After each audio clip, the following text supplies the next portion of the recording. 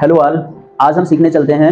ये class 10th का पहला चैप्टर है, केमिकल रिएक्शंस एंड इक्वेशंस। और इसमें जितने भी एक्टिविटीज आती है ना, उनकी हम वन बाय वन करके सीखते चले जाएंगे। बेसिकली यहीं से सारे क्वेश्चंस आते हैं।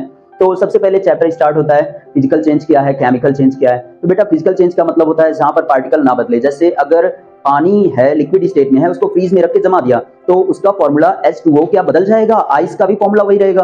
तो ये फिजिकल चेंज है। और वहीं केमिकल चेंज का मतलब होता है जहां पर उसके पार्टिकल बदल जाए, यानी कुछ नया पार्टिकल फॉर्म हो जाए, उसको हम कहेंगे केमिकल चेंज। जैसे रस्टिंग ऑफ आयरन, यानी लोहे में जंग लगना, ये क्या है? केमिकल चेंज है। या दूध से दही बनना, यहाँ पर भी केमिकल चेंज है। तो यहाँ केमिकल बदल जा रहे हैं। तो ये क्यों हो रहा है? केमिकल रिएक्शंस के द्वारा होता है।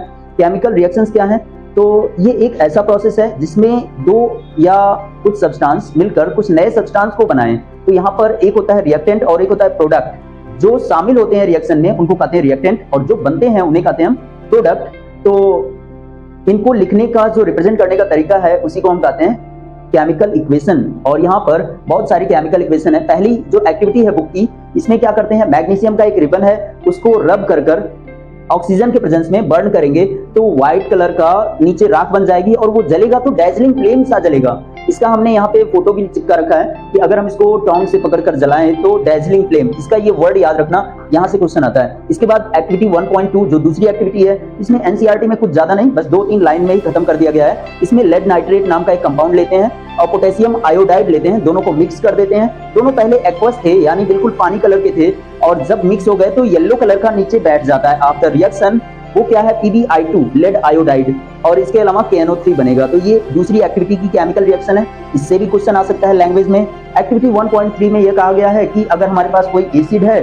चाहे HCl चाहे H2SO4, उसमें हम मेटल, अलग अलग मेटल के पाउडर डालें तो उनकी रिएक्शंस को ऑब्जर्व करें। तो यहाँ पर जब भी कोई एक्टिव मेटल और एसिड की रिएक्शन होती है तो मेटल साल्ट और हाइड्रोजन गैस बनता है। एक आध एक्सेप्शन है, वो हम देखेंगे एसिड बेस वाले चैप्टर में।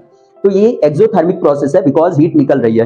एक्टिविटी 1.4 में कैल्शियम ऑक्साइड को वाटर के साथ रिएक्शन कराया गया है। कैल्शियम ऑक्साइड क्या होता है? वही जो मार्केट में चूना मिलता है पुताई करने के लिए, इसको हम क्विक लाइम भी कहते हैं। और इससे रिएक्शन होकर कैल्शियम हाइड्रोक्साइड बनेगा और हीट निकल रही है। हीट निकल रही है तो कौन सी रिएक्शन है? एक्सोथर्मिक रिएक्शन है। एक्टिविटी 6.4 ये चैप्टर 6 का है, लाइव प्रोसेस का। इसमें यह प्रूव करना था कि हम जो सांस छोड़ते हैं उसमें कार्बन डाइऑक्साइड गैस ही होती है। तो इसको हमें ब्लो करना पड़ेगा, कार्बन डाइऑक्साइड गैस को, यानी मुंह से हमें स्ट्रॉ पाइप लेकर ब्लो करना पड़ेगा।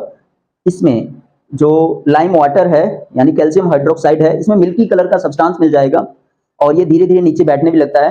तो ये रिएक्शन है एक्टिविटी 6.4 की। अब इसके बाद एक्टिविटी 1.5 में ये कहा गया है, ये डिकम्पोजिशन बताया गया कि आयरन सल्फेट हमारे पास है ग्रीन कलर का, और इसको हीट करेंगे तो आयरन ऑक्साइड मिल जाएगा और फाउल स्मेल मिलेगी। इसका क्विक मतलब कहते हैं ना, एक पॉइंट जिसको आपको पकड़ना है वो है फाउल स्मेल कंपाउंड। तो फाउल स्मेल कंपाउंड कौन है? Sulphur dioxide gas. एक्टिविटी 1.6 में लेड नाइट्रेट को भी डिकम्पोजिशन कराया गया है। इसमें व्हाइट कलर का लेड ऑक्साइड बन जाएगा और ब्राउन कलर की इरिटेटिंग गैस बनेगी जिसका नाम होगा नाइट्रोजन डाइऑक्साइड, NO2 गैस।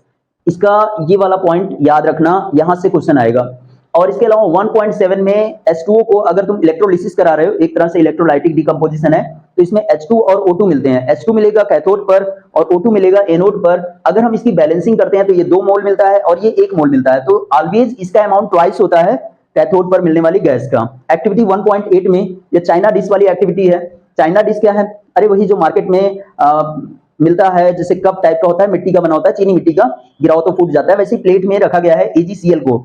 अच्छा, चाइना डिश एक पोर्सिलीन नाम का केमिकल है जो कभी रिएक्शन नहीं करता किसी कंपाउंड से। तो AgCl को उसमें डाला गया है और उसको सनलाइट में रखा गया है। Ag जो है नीचे बैठ जाएगा, किस कलर का बैठेगा बेटा? ग्रे कलर का। क्लोरीन गैस निकल के उड़ जाएगी। और इसका एप्लीकेशन कहाँ है? फोटोग्राफिक फिल्म में। पुराने जमाने में जब फोटोज क्लिक करते थे ब्लैक एंड व्हाइट, तो वहां पर इसका यूज करते थे।